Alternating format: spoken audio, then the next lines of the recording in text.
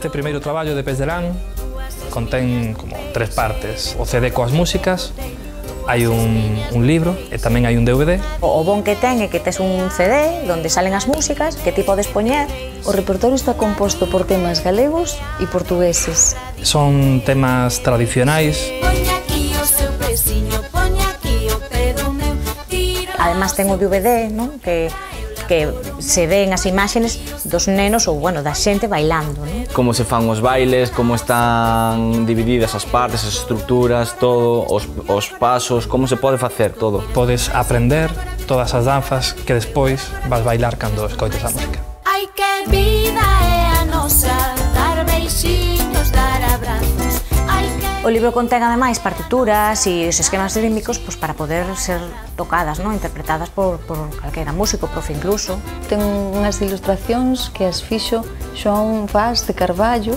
O libro contén as letras para cantar. Pois ten partituras, ten descripcións, ten as explicacións das danzas, o glosario. E incluso os pasos especificados para poder bailalos, non hai problema. Calquera pode bailar as danzas polo libro. Esta parte descriptiva no libro e a parte didáctica no vídeo.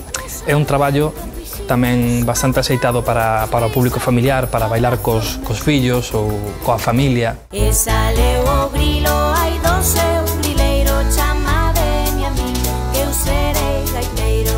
Está dirixido a todo o público, pero tamén enfocado un poquinho á xente profesional da música do baile. Nosotros o que queremos, sobre todo, é facilitar a xente que quere montar as danzas. Os docentes, os profesores de música, para que podan leválo ás escolas, aos instructores de baile das agrupacións folclóricas, para que podan leválo tamén ás agrupacións. E agora faríamos 1, 2, 1, 2, 3.